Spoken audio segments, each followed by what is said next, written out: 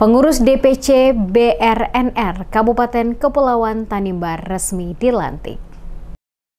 Pengurus Dewan Pimpinan Cabang atau DPC Barisan Relawan Nusantara Raya BRNR Kabupaten Kepulauan Tanimbar resmi dilantik pada Rabu 15 Januari di Gedung Natar Kaumpu.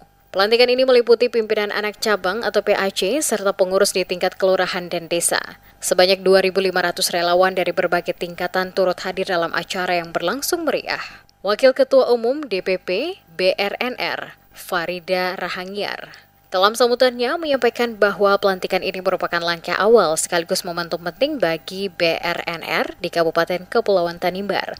Dengan struktur organisasi yang terorganisir dan relawan yang militan, Farida berharap BRNR dapat berperan aktif dalam berbagai program strategis nasional. Salah satunya adalah program Makan Bergizi Gratis atau MBG. Farida menegaskan bahwa BRNR memiliki peran vital dalam mengawal implementasi program MBG yang diluncurkan untuk meningkatkan gizi masyarakat.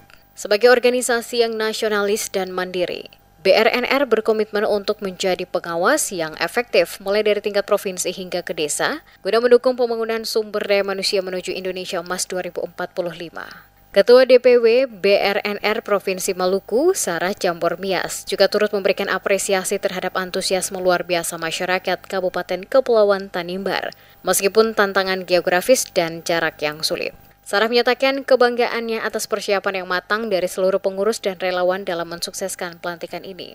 Dalam pidatonya, Sarah menyoroti salah satu program unggulan Presiden dan Wakil Presiden Prabowo Subianto dan Gibran Raka Buming Raka, yaitu Astasita, yang berfokus pada pemenuhan gizi nasional melalui program Makan Bergizi Gratis atau MBG. Program ini telah diatur dalam Perpres nomor 83 tahun 2024 dan dikelola oleh Badan Gizi Nasional.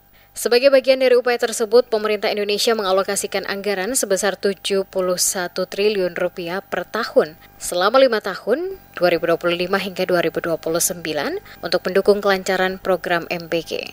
Program ini bertujuan untuk memberikan manfaat kepada 82,9 juta penerima, termasuk siswa PAUD hingga SMA, balita, ibu hamil, dan ibu menyusui.